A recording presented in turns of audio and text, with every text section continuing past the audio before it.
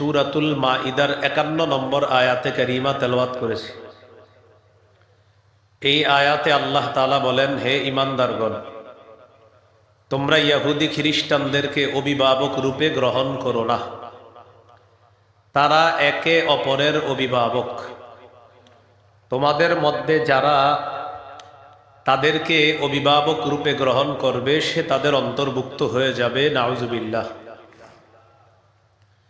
ইহুদি খ্রিস্টানদেরকে অভিভাবক বানানোর কি ক্ষতি? অনেকগুলো ক্ষতি নিয়ে আগামী 31শে ডিসেম্বর আমাদের মুসলমান তরুণ তরুণীদের কাছেও তারা উপস্থিত হবে। এর মধ্যে একটা ক্ষতি হলো তাদের কালচার আমাদের উপর চাপায়া দেওয়া। আমরা মুসলমান, আমাদের ধর্মের নাম ইসলাম। ইসলাম ধর্মের সভ্যতা আদর্শ আছে। সূরা বাকারার 131-132 নম্বর আয়াতে আল্লাহ তাআলা বলেন, ইয ক্বালা লাহু রাব্বুহু আসলিম ক্বালা আসলামতু লিরাব্বিল আলামিন। স্মরণ করুন ওই সময়কে যখন ইব্রাহিম নবীকে তার রব বললেন, আপনি আত্মসমর্পণ করেন। ইব্রাহিম নবী বললেন, আমি বিশ্বজগতের রব আল্লাহর কাছে আত্মসমর্পণ করলাম। পরের আয়াতে আল্লাহ বলেন, ওয়াসাা বিহা ইব্রাহিমু বানিহি ওয়া ইয়াকুব ইয়া বানিয়া ইন্নাল্লাহা আসতাফা লাকুমুদ-দীন ফালা তামুতুন্না ইল্লা ওয়া আনতুম মুসলিমুন। ইব্রাহিম নবী, ইয়াকুব নবী তাদের সন্তানদেরকে ওসিয়ত করেছেন, হে প্রিয় সন্তান, আল্লাহ তাআলা তোমাদের জন্য দিন নির্বাচন করেছেন ইসলাম, অতএব তোমরা মুসলমান না হয়ে মৃত্যুবরণ করবা না। এই দুই আয়াত থেকে বোঝা যায় অভিভাবকরাও ইসলাম পালন করতে হবে, সন্তানকেও ইসলাম পালনে উৎসাহিত করতে হবে। সূরা আলী ইমরানের 19 নম্বর আয়াতে আল্লাহ বলেন, ইন্নাদ-দীনা ইনদাল্লাহিল ইসলাম, আল্লাহর কাছে একমাত্র দিন হলো ইসলাম। সূরা আলী ইমরানের 85 নম্বর আয়াতে আল্লাহ বলেন, ওয়া মান ইয়াবতাগি গায়রাল ইসলামি দীনান ফালাই ইউকবালা মিন। যে ব্যক্তি ইসলাম ছাড়া অন্য কোনো কিছুকে দিন হিসাবে গ্রহণ করবে, এটা আল্লাহর কাছে গ্রহণযোগ্য হবে না, তার থেকে এটা গ্রহণ করা হবে না। তাহলে আমাদের ধর্মের নাম ইসলাম। ইসলাম আমিও পালন করতে হবে, আমার সন্তানও ইসলাম পালন করে যেন, এই ব্যাপারে আমার খবরদারি করতে হবে। বিপরীত দিকে বিজাতীয় কালচার, তাদেরকে অভিভাবক বানানোর ক্ষতি, তাদের কালচার ও সভ্যতা আমাদের উপর তারা চাপিয়ে দেয়। আবু দাউদের হাদিস 4031 নম্বর হাদিস। এই হাদিসের মধ্যে রাসূলুল্লাহ সাল্লাল্লাহু আলাইহি সাল্লাম বলেন, মান তাশাব্বাহা বিকওমিন ফাহুয়া মিনহুম। যে ব্যক্তি কোনো সম্প্রদায়ের সাথে সাদৃশ্যতা অবলম্বন করলো, সে তাদেরই অন্তর্ভুক্ত হয়ে গেল। নাউজুবিল্লাহ। এ হলো 1 নাম্বার ক্ষতি। 2 নাম্বার ক্ষতি, তারা আমাদের মুসলিম তরুণ তরুণীদের গায়ে 8-শার্ট খাটো ছোট পাতলা পোশাক উঠায় দেয়, যেটা আমাদের দেশের মুসলিম নারী যারা, তাদেরকে এই জাতীয় পোশাকে তারা অভ্যস্ত করে তুলে ফেলেছে। 90 ভাগের মুসলমানের দেশেও অহরহর মা বোনরা তাদের এই কালচার গ্রহণ করে পাতলা পোশাক এখন এই মুসলিম নারী তারাও ধারণ করেছে। ইসলামে পোশাকের অনেক গুরুত্ব। সূরা আরাফের 26 নম্বর আয়াতে আল্লাহ বলেন, ইয়া বানি আদম কদ আনজালনা আলাইকুম লিবাসান ইউয়ারি সাওআতিকুম ওয়ারিশা। হে আদম সন্তান, আমি তোমাদেরকে পোশাক দিলাম যা তোমাদের সতর ঢেকে রাখবে এবং তোমাদের সৌন্দর্যতার জন্য তোমাদেরকে পোশাক দিলাম। ওয়ালিবাসুত তাকওয়া যালিকা খায়র। তাকওয়ার পোশাক সর্বোত্তম পোশাক। তিরমিজির হাদিস 1999 নম্বর হাদিস। ক্বালা রাসূলুল্লাহ সাল্লাল্লাহু আলাইহি ওয়াসাল্লাম, লা ইয়াদখুলুল জান্নাতা মান কানা ফি কলবিহি মিসকালু যাররাতিন মিন কিবর। রাসূলুল্লাহ সাল্লাল্লাহু আলাইহি সাল্লাম বলেন, যার অন্তরে সরিষার দানা পরিমাণ অহংকার আছে সে জান্নাতে প্রবেশ করবে না। قال رجل إن الرجل يحب أن يكون ثوبه حسنا ونعله حسنة يا رسول الله। ওগো আল্লাহর নবী, অনেক মানুষ আছে এমন যারা চায় তার পোশাকটা যেন সুন্দর হয়, তার জুতা যেন সুন্দর হয়। হুজুর, এটাও কি অহংকার? নবীজি বললেন, না, এটা অহংকার না। জামা সুন্দর হওয়া, জুতা সুন্দর হওয়া এটা অহংকার না। ইন্নাল্লাহা জামিলুন ইউহিব্বুল জামাল। আল্লাহ সুন্দর, সৌন্দর্যতাকে আল্লাহ ভালোবাসেন। হাদিসের শেষে নবী বলেন, আল কিবিরু বাতরুল হাক্কি ওয়া গামতুন নাস। অহংকার হলো সত্যকে অস্বীকার করা আর মানুষকে ছোট করে দেখা, এটা হলো অহংকার। এই হাদিস থেকেও বোঝা যায় পরিপাটি হয়ে থাকা এটা ইসলামে গুরুত্ব আছে। এখন আমরা জানব পোশাক মৌলিকভাবে তিন প্রকার। একটু বলেন। ওয়াজিব, মুস্তাহাব, হারাম। ওয়াজিব, মুস্তাহাব, হারাম। ওয়াজিব পোশাক হলো সতর ঢেকে রাখা যায় এতটুকু পোশাক ওয়াজিব। সতর ঢাকা যায় এতটুকু পোশাক আবশ্যক, লাগবে। আবু দাউদের হাদিস 4017 নম্বর হাদিস।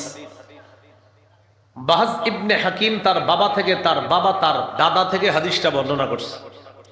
তো তিনি বলেন, তিনি রাসূলুল্লাহ সাল্লাল্লাহু আলাইহি সাল্লামের কাছে জিজ্ঞাসা করলেন, আওরাতুনা মা নাতি মিনহা ওয়া মা নাদারু ইয়া রাসূলুল্লাহ। হুজুর, আমরা সতর কতটুকু খোলা রাখবো আর কতটুকু ঢেকে রাখতে হবে আপনার কাছে জানতে চাই। নবীজি বললেন, ইহফাজ আওরাতাকা ইল্লা মিন যাওজাতিক। তোমার স্ত্রী ছাড়া সবার সামনে তোমার লজ্জাস্থান ঢেকে রাখতে হবে। সাহাবী প্রশ্ন করলেন, ইদা কানাল কওমু বা'দুহুম আলা বা'দিন। হুজুর, যদি অনেকে একসাথে থাকে তাহলে কিভাবে সতর ঢাকতে হবে?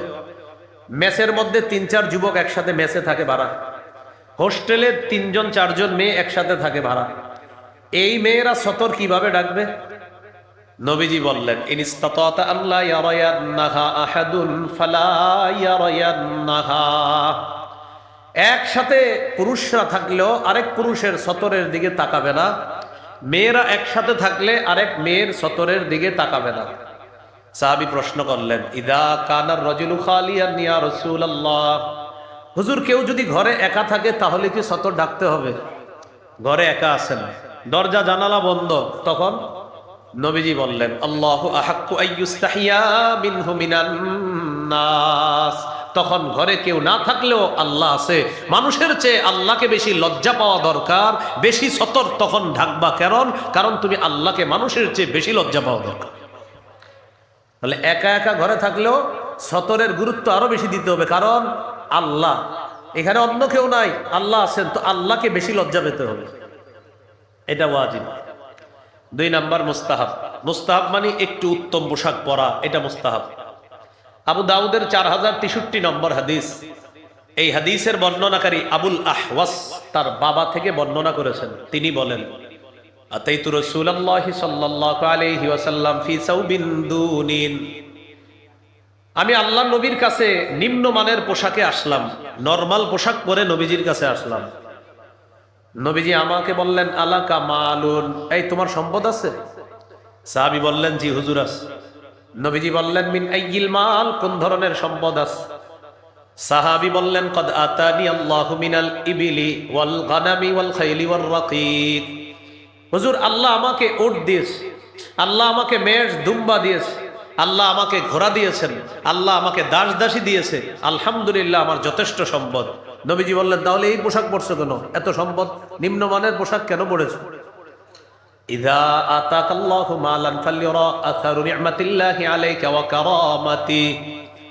আল্লাহ যখন তোমাকে সম্পদ দিয়েছেনি, তোমার উচিত আল্লাহর নেয়ামতের এই নিদর্শনটা যেন তোমার মাঝে দেখা যায়। আল্লাহর নেয়ামতের নিদর্শনটা তোমার মাঝে দেখা যাওয়া দরকার।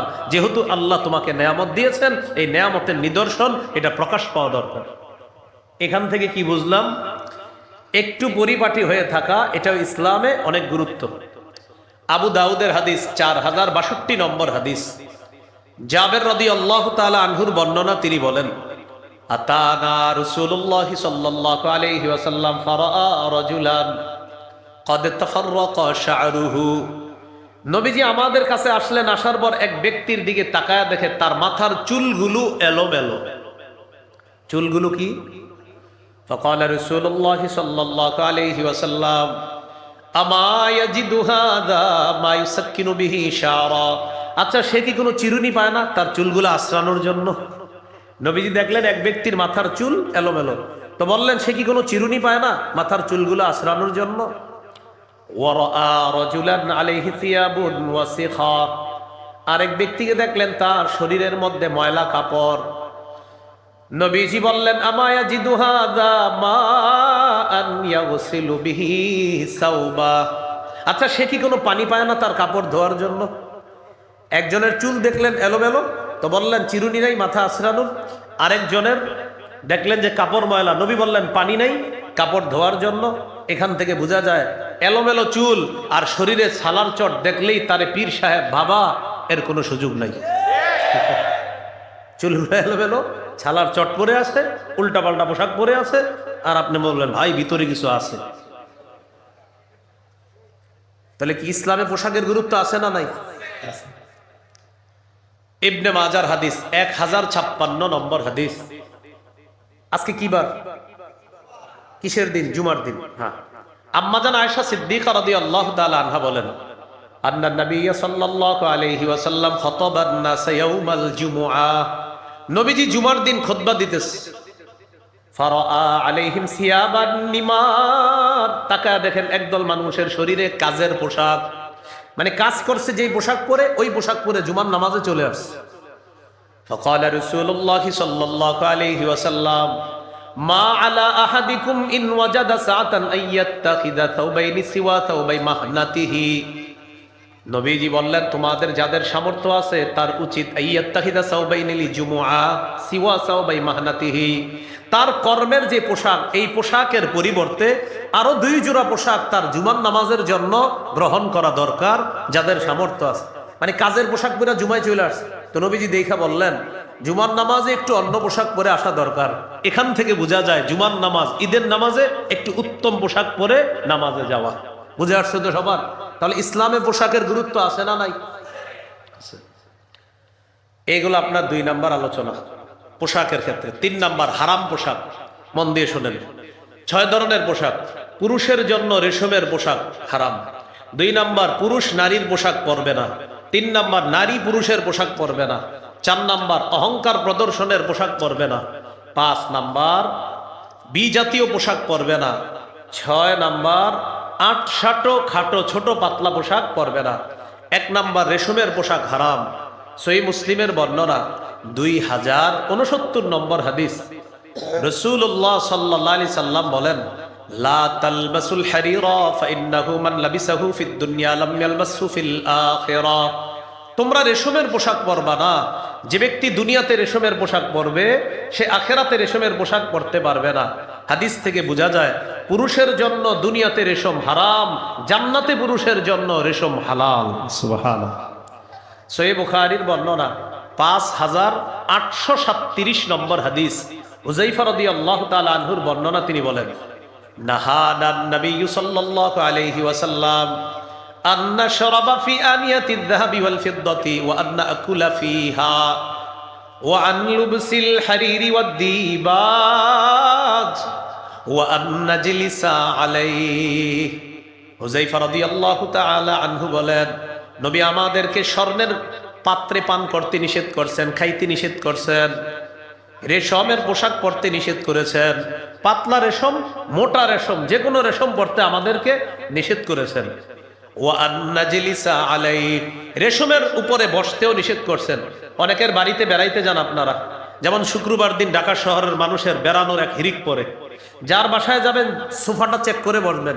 সোফায় ছোট্ট একটা বালিশ থাকে, এই বালিশে অনেক সময় রেশমের সুতা থাকে, সেই রেশমের ওটা আপনি লাগাবেন না, আপনার স্ত্রীকে ওটা দিবেন, আপনার মেয়েকে ওটা দিবেন, আপনি রেশমের উপর বসবেন না।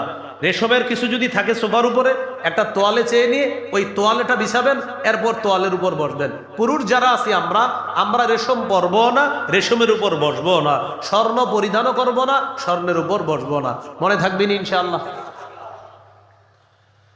নারীদের জন্য রেশম জায়েজ আছে। সহিহ মুসলিমের বর্ণনা 2071 নম্বর হাদিস। আন আলী ইবনে আবি তালিব রাদিয়াল্লাহু তাআলা আন উহদিয়াত লিরাসূলিল্লাহি সাল্লাল্লাহু আলাইহি ওয়াসাল্লাম হুল্লাতুন সিয়ারা। রাসূলুল্লাহ সাল্লাল্লাহু আলাইহি সাল্লামের কাছে রেশমের পোশাক পাঠানো হলো। ফাবাআসা বিহা ইলাইয়া, আল্লাহ নবী রেশমের পোশাকটা আমার জন্য পাঠায় দিছে, হযরত আলীর জন্য। ফালাবিসতুহা, হযরত আলী বলেন আমি পোশাকটা পরলাম, নবীর সামনে গেলাম। ফাআরাফতুল গাদাবা ফি ওয়াজহিহি, নবীর চেহারা মুবারকে রাগের ছাপ দেখলাম, বুঝতে পারলাম রেশমের পোশাক পরাটা নবীজি পছন্দ করেন নাই। নবীজি আমাকে বললেন ইন্নী লাম আবাত বিহা ইলাইকা লিতালবাসাহা ইন্নামা বাসতু বিহা ইলাইকা লিতুশাক্কিকাহা খুমরান বাইনান নিসা। আমি এটা তোমাকে পরিধান করার জন্য পাঠাই নাই, এটা তোমার কাছে পাঠিয়েছি এটা টুকরা টুকরা করে ওড়না বানিয়ে সেই ওড়না নারীদেরকে দিবা, তারা পরবে, এজন্য তোমার জন্য আমি রেশমের পোশাক পাঠিয়েছি। তুমি এটা পরছো কেন? এখান থেকে বুঝলাম নারীদের জন্য রেশমের পোশাক বৈধ আছে। তাহলে এই হলো 1 নাম্বার, পুরুষের জন্য রেশম হারাম। 2, পুরুষ নারীর পোশাক পরবে না। 3, নারী পুরুষের পোশাক পরবে না। লাআনা রাসূলুল্লাহ সাল্লাল্লাহু আলাইহি ওয়াসাল্লাম আর-রাজুলা ইয়ালবাসু লিবসাতাল মারআ ওয়াল মারআতা তালবাসু লিবসাতার রাজুল। নবী ওই পুরুষকে অভিশাপ দেয় যেই পুরুষ নারীর পোশাক পরে, আর ওই নারীকে অভিশাপ দেয় যেই নারী পুরুষের পোশাক পরে। লাআনা রাসূলুল্লাহ সাল্লাল্লাহু আলাইহি ওয়াসাল্লাম আল মুতাশাব্বিহিনা মিনার রিজালি বিন নিসা ওয়াল মুতাশাব্বিহাতি মিনান নিসাই বির রিজাল। যেই পুরুষ নারীর রূপ ধারণ করে আর যেই নারী পুরুষের রূপ ধারণ করে, এই জাতীয় নারী পুরুষকে আল্লাহ রসুল অভিশাপ দিয়েছেন। তো এই জন্য এই 31st নাইটকে কেন্দ্র করে পোশাকের স্বাধীনতার নামে উল্টাপাল্টা পোশাক আমাদের সন্তানদের গায়ে যেন না উঠে, এই ব্যাপারে আমাদের সকলের খেয়াল রাখতে হবে। মনে থাকবে তো ইনশাআল্লাহ? হ্যাঁ, এটা খুব গুরুত্ব দিব আমরা। 4 নাম্বার, অহংকার প্রদর্শনের পোশাক পরা যাবে না। রাসূলুল্লাহ সাল্লাল্লাহু আলাইহি সাল্লাম বলেন মান লাবিসা সাওবা শুহরাতিন আলবাসাহুল্লাহু ইয়াউমাল কিয়ামা সাওবা মাযাল্লা। যে ব্যক্তি প্রসিদ্ধির পোশাক পরলো দুনিয়াতে, আখিরাতে আল্লাহ তাকে লাঞ্ছনার পোশাক পরায়া দিবে। 5 নাম্বার, বিধর্মীদের পোশাক পরবে না। আব্দুল্লাহ ইবনে আমর ইবনুল আস রাদিয়াল্লাহু তাআলা আনহুর বর্ণনা, তিনি বলেন রাআ আলাইয়া রাসূলুল্লাহ সাল্লাল্লাহু আলাইহি সাল্লাম সাওবাইনি মুআসফারাইন। নবী আমার গায়ে 2টা রঙিন পোশাক দেখছে, যে কালারগুলা সুন্দর না। আমাকে বললেন এগুলো কি পরছো তুমি? হাজিহি মিন সিয়াবিল কুফফার, এগুলা কাফেরদের পোশাক। ফালা তালবাসহা, এগুলা পরবা না। আমাদের অনেক ধনীদের ছেলেরা দেখবেন ছেঁড়া প্যান্ট পরে, এখানে ছেঁড়া, এখানে ছেঁড়া, এখানে ছেঁড়া। কুয়াকাটা হুজুরে বইলা চাঁদা উঠাইয়া এদেরকে প্যান্ট কেনার ব্যবস্থা করে দিন। হ্যাঁ, ছেঁড়া প্যান্ট, এখানে ছেঁড়া, এখানে ছেঁড়া, এখানে ছেঁড়া। তো বলবেন ভাইয়া তোমার তো টাকা পয়সা যদি সমস্যা থাকে তো আসো, আমরা এই এলাকায় যদি দেখেন বা হুজুরে বইলা টইলে আমরা চাঁদা উঠাইয়া তোমার প্যান্ট কেনার ব্যবস্থা করে দিই। এই বিধর্মীদের পোশাক এটা পরা যাবে না। 6 নাম্বার, আটসাটো খাটো ছোট পোশাক। সহিহ মুসলিমের বর্ণনা 2198 নম্বর হাদিস। রাসূলুল্লাহ সাল্লাল্লাহু আলাইহি সাল্লাম বলেন সিনফান মিন আহলিন নার, 2 শ্রেণীর মানুষ জাহান্নামী, লাম আরাহুমা, যাদেরকে আমি দেখি নাই।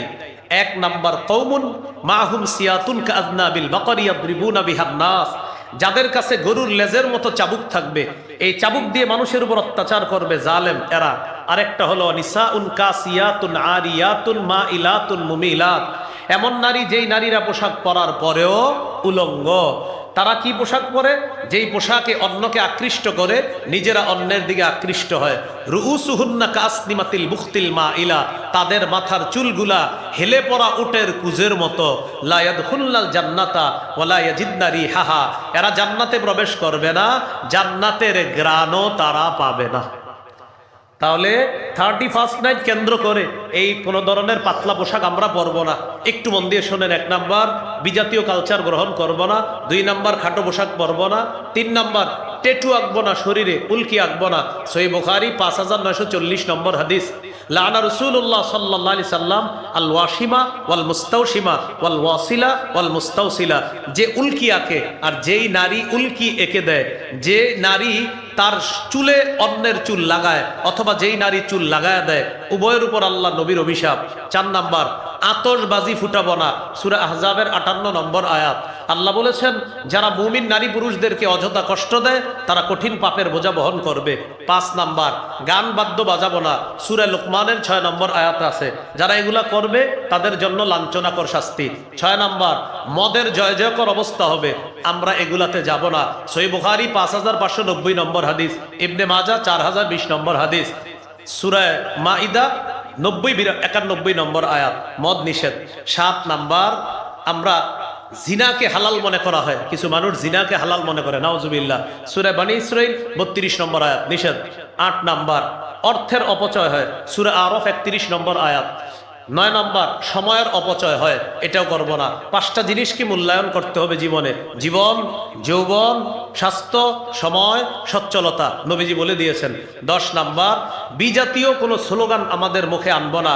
কি স্লোগান? বিজাতীয় স্লোগান। এটা হ্যাপি নিউ ইয়ারকে কেন্দ্র করে আনবো না, পহেলা বৈশাখ নববর্ষকে কেন্দ্র করে আনবো না। রমনার ভোট বলে মুসলমান বাচ্চারা গিয়ে দাঁড়াবে আর তাদের মুখের মধ্যে এগুলা বলা যে গুছে যাক গ্লানি, আপনার মুছে যাক গ্লানি, গুছে যাক ঝরা, অগ্নি স্নানে সূচি হোক ধরা, নাউজুবিল্লাহ বলেন। এটা যারা আগুনের পূজা করে এটা তাদের স্লোগান। যাই হোক, শেষের দিকে একটু সংক্ষেপে বললাম, এই 10টা ভয়ঙ্কর অপরাধ সংগঠিত হয় 31st নাইটকে কেন্দ্র করে। বলতে পারেন আপনি কেন বললেন? আপনারা যারা শুনছেন আপনারা করেন না, আরো 10 জনকে আপনি দাওয়াত দিয়ে দিবেন তারা যেন এগুলা না করে। আল্লাহ তাআলা আমাদের সকলকে যে কথাগুলা শুনলাম বললাম আমরা যেন মেনে চলতে পারি তৌফিক দান করেন।